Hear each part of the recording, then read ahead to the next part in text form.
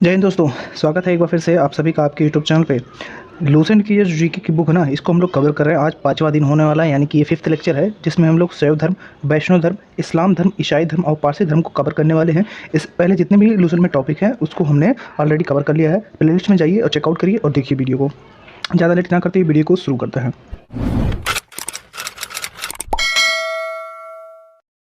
सबसे पहले हम लोग बात करेंगे किस चीज़ की।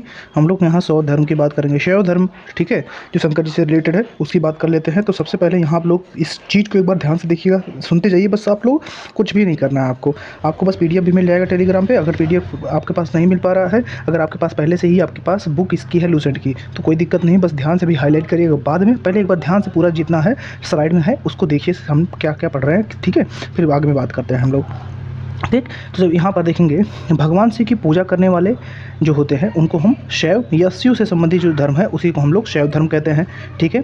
शिवलिंग जो है, ठीक है, उसकी उपासना का प्रारंभिक जो पुरातात्विक साक्ष्य मिलता है वो हड़प्पा संस्कृति के अवशेषों से मिल जाता है कि वहाँ पर शिवलिंग की पूजा होती थी। कहाँ पर? हड़प्पा सभ्यता में। तो ये चीज़ें आप लोग को याद रहनी चाहिए, ठीक है, इंपॉर्टेंट है। फिर आगे देखेंगे आप लोग, तो ये जो ऋग्वेद है ना, ऋग्वेद में शिव के लिए रुद्र जो नामक शब्द है उसका उपयोग किया गया है, ठीक। अगर हम बात करें अथर्ववेद में, तो शिव को भाव, सर्व और इसके बाद पशुपति या भूपति जो है शब्दों से नवाजा गया है, पुकारा जाता है। लिंग पूजा का जो पहला आपका स्पष्ट वर्णन मिलता है वो मत्स्य जो पुराण आपका है, ठीक है, उस मत्स्य पुराण में इनका वर्णन मिल जाता है। अब बात करें जो महाभारत है उसके जो अनुशासन पर्व है, ठीक है, पर्व मतलब जैसे अध्याय होता है वैसे पर्व है, तो उस पर्व में लिंग पूजा का जो है पूरा वर्णन मिलता है। तो ये चीज़ें याद रखेंगे। अब इसमें जो आपको नोट करना है, सबसे पहले बात कि शैव जो शिव से संबंधी चीज़ें हैं, धर्म है, उसी को हम शैव धर्म कहते हैं। तो शैव धर्म आप चीज़ों समझ गए होंगे, इतना हाईलाइट करना है। और इसका जो शिवलिंग की उपासना का प्रारंभिक साक्ष्य मिलता है वो हड़प्पा संस्कृति से मिलता है।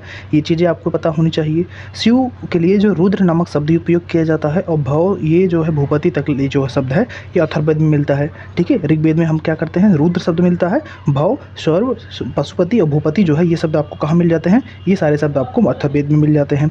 वहीं बात करें जो मत्स्य पुराण, इसमें जो है पहला स्पष्ट जो पुराण है इसमें मिलता है लिंग पूजा का, ठीक है। और जो लिंग पूजा का और वर्णन कहाँ मिलता है, तो अनुशासन जो पर्व है किसका, महाभारत का, वहाँ पर मिल जाता है। इतनी चीज़ आपको इसमें नोट करनी थी, ठीक। आगे आप लोग पढ़ेंगे, आगे आप लोग यहाँ पर देखेंगे रुद्र की पत्नी के रूप में पार्वती का नाम, ठीक है, जो तैत्रीय जो आर्यक है उसमें मिल जाता है। तो यहाँ पर तैत्रीय जो आर्यक है इसको आप लोग हाईलाइट करेंगे कि ये जो है इंपॉर्टेंट है। इसमें जो है रुद्र की पत्नी के रूप में पार्वती को नामित किया गया है, ठीक।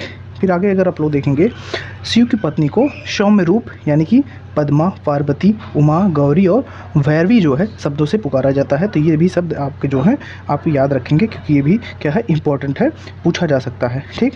आगे अगर आप लोग देखें, जो बामन पुराण था, ठीक है, बामन पुराण में शैव संप्रदाय की संख्या 4 बताई गई है। कौन कौन से 4 संप्रदाय बताए गए हैं? पाशुपत जो है एक संप्रदाय, ठीक है, कपालिक जो है दूसरा संप्रदाय, कालामुख तीसरा और लिंगायत जो है ये चौथा है। तो ये चारों 52 अवतार जो है बावन पुराण उसमें जो है ये मिलता है, ठीक है। 4 संप्रदाय बताई गई, 4 संख्याएं। अगर हम लोग अब अलग अलग तरीके से इनको बांटते हुए देखें, तो अगर हम पशुपति की सबसे पहले बात करें, ठीक है, सबसे प्राचीन संप्रदाय आपका जो है पशुपति है, ठीक है। पशुपत जो है ये सबसे मतलब प्राचीन संप्रदाय है, ठीक है। इसके जो संस्थापक थे वो माने जाते हैं किसको, जो लकुलिस है, ठीक है। कौन? लकुलिस, ये माने जाते हैं, ठीक है, जिसमें भगवान शिव के 18 अवतारों में एक माना गया है, ठीक है। जितने भगवान शिव के अवतार हुए थे 18, उनमें से एक माना गया है जो लकुलिस है उनको, ठीक है। तो ये चीज़ें आप इसमें याद रखेंगे, ठीक। पशुपति संप्रदाय, ठीक है, पशुपति जो संप्रदाय था, पशुपत संप्रदाय के अनुयायियों को पंचार्थिक कहा जाता है। क्या? पंचार्थिक। पंचार्थिक शब्द किसके लिए उपयोग होता है आप बताएंगे? जो पाशुपत संप्रदाय है उसके अनुयायियों के लिए होता है, ठीक है। इस मत का जो सिद्धांत ग्रंथ है ना वो पाशुपत सूत्र है, ठीक है। तो पाशुपत सूत्र क्या है, इसका ग्रंथ है, ठीक। और ये चीज़ें इसमें आगे देखते जाएंगे। श्रीकर पंडित के विख्यात, ठीक है, पशुपत आचार्य हैं, ये इनका नाम याद रखिएगा, श्रीकर पंडित, ठीक। और कपालिक संप्रदाय की बात करें तो इसके इष्ट देव भैरव हैं। तो इष्ट देव किसके हैं? भैरव किसके? कपालिक के, ठीक। इस संप्रदाय का प्रमुख केंद्र है, ठीक है, वो को है श्रीशैल, ठीक है, याद रखें प्रमुख केंद्र कहाँ है, वो श्रीशैल नामक स्थान पर है, ठीक। और बात अगर हम लोग तीसरे जो उनका संप्रदाय है उसकी बात करें, कालामुख संप्रदाय के इसके अनुयायियों को, ठीक है, शिव पुराण में जो बृहद्धर था वो कहा जाता है। तो महाबृहद्धर किसे कहा जाता है, किस अनुयायियों को, तो जो कालामुख संप्रदाय उसके अनुयायियों को कहा जाता है, ठीक है। अब यही संप्रदाय आता था जो कहते हैं, आप लोग पिक्चरों में देखे होंगे कि साधु लोग हड्डियों में जो है खाना खा रहे हैं, पानी पी रहे हैं, तो ये जो नर कपाल होता था उसी में भोजन करते थे। तो इनका ये बस नाम याद रखिएगा, कालामुख जो है मुख से संबंधित है, तो मुख में ही क्या करते थे, नर हड्डी लेकर उसी में खाना पीना ये सब करते थे। ये चीज़ें इसमें आप याद रखेंगे। अच्छा, यहाँ पर आप लोग देख रहे होंगे संप्रदाय और संस्थापक, इसको आप लोग रटिएगा, याद करने की बात है, इसमें कुछ और आपको करना नहीं, बस याद करना है, इसमें समझाने की बात कुछ नहीं है, ठीक है। तो ये चीज़ बस याद कर लेना। अब आगे आप लोग देखेंगे, ठीक है, यहाँ लिंगायत संप्रदाय, चौथा संप्रदाय लिंगायत संप्रदाय है, ठीक है। ये कहाँ पर, ये आपके दक्षिणी भाग में पूरा प्रचलित मिलता है, ठीक है। जंगम भी इसी को कहा जाता है, ठीक है। इस पर संप्रदाय के जो लोग थे वो शिव पूजा की उपासना, यानी कि शिव के जो लिंग थे उसकी उपासना, शिवलिंग की उपासना करते थे। तो ये चीज़ याद रखेंगे, इस संप्रदाय के लोग लिंग पूजा की जो है शिवलिंग की उपासना करते हैं। शून्य संप्रदाय, ठीक है, जो शून्य संप्रदाय है, जो लिंगायत हैं, उनका मुख्य धार्मिक ग्रंथ है क्या, शून्य संप्रदाय, ठीक है। बसव पुराण जो है, बसव पुराण में लिंगायत संप्रदाय के प्रवर्तक, ठीक है, अल्लभ जो प्रभु हैं उनको कहा गया है। उनके शिष्य जो थे यानी कि वासव, ठीक है, उनके शिष्य थे, ठीक है, उन्हीं के अनुसार ये जो बसव पुराण है वो है, ठीक है। इस संप्रदाय को वीर शिव संप्रदाय भी कहा जाता है। तो वीर शिव संप्रदाय पूछा जाए तो वीर शिव किस संप्रदाय को, इसी लिंगायत संप्रदाय को कहा जाता है, ठीक।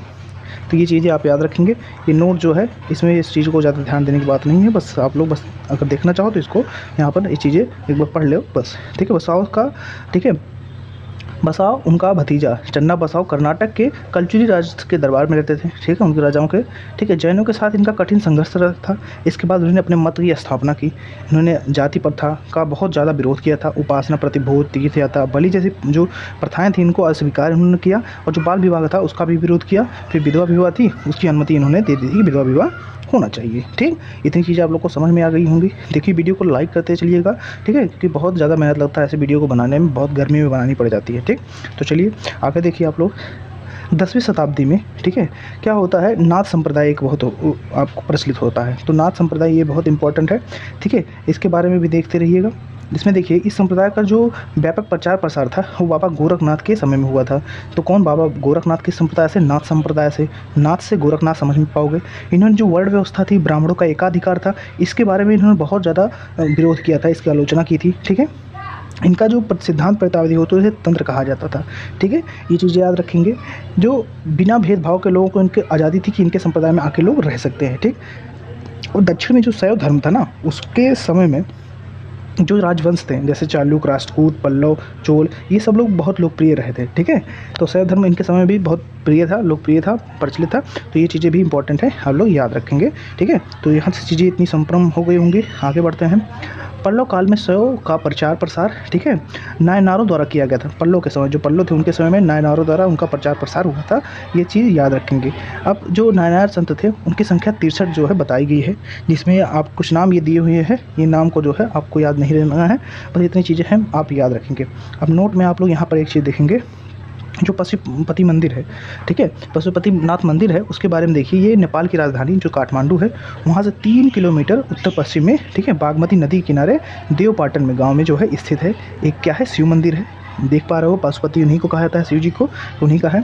नेपाल के धर्मनिरपेक्ष राष्ट्र बनने से पहले यह मंदिर राष्ट्रीय देवता भगवान, ठीक है, पशुपतिनाथ का मुख्य निवास माना जाता था। इस मंदिर परिसर को सन 1779 में यूनेस्को विश्व धरोहर की जो सूची है उसमें जो है वर्णित किया गया था, ठीक है।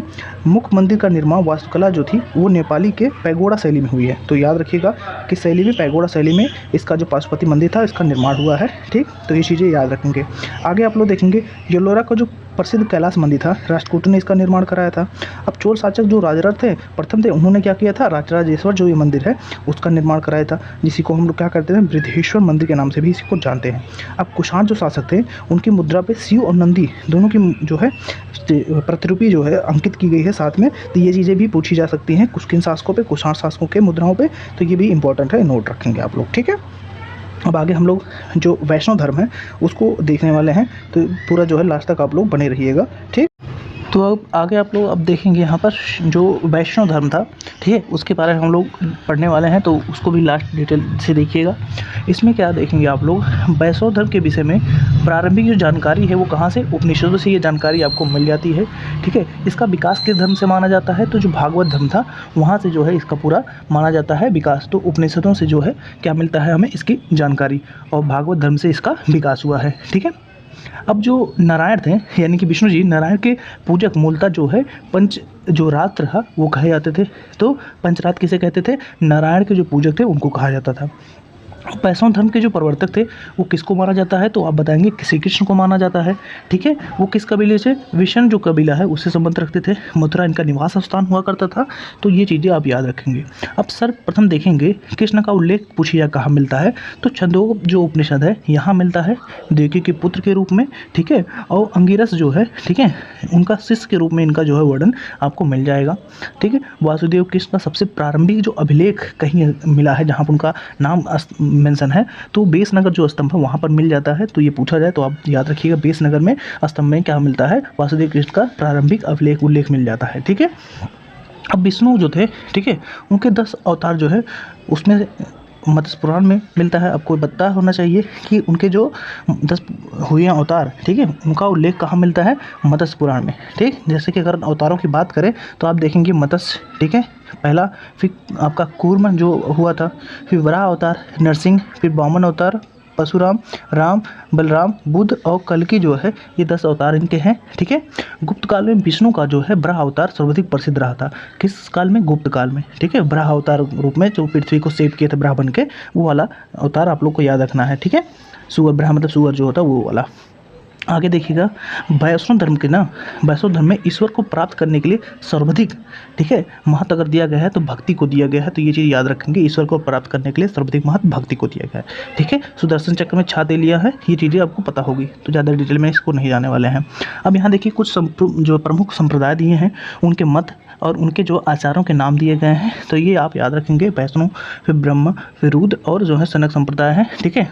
ये याद करने की ज़्यादा जरूरत नहीं है। आपके आचार अगर याद करना चाहो तो आप याद कर सकते हो, रामानुजन, ठीक है, आनंद तीर्थ, वल्लभाचार्य और निम्बार्क जो है, ये जो है नाम याद रखेंगे इन चीज़ों का, ठीक है। और प्रमुख जो संप्रदाय है, संस्थापक और पुस्तक ये दी हुई है, ठीक है, उसको भी आप लोग याद कर लीजिएगा, और ज़्यादा कुछ इसमें विशेष नहीं है। नोट में भी देखिएगा, ओंकारवाट जो मंदिर है वो कंबोडिया के राजा सूर्यवर्मा सेकंड के द्वारा जो है बनवाया गया था।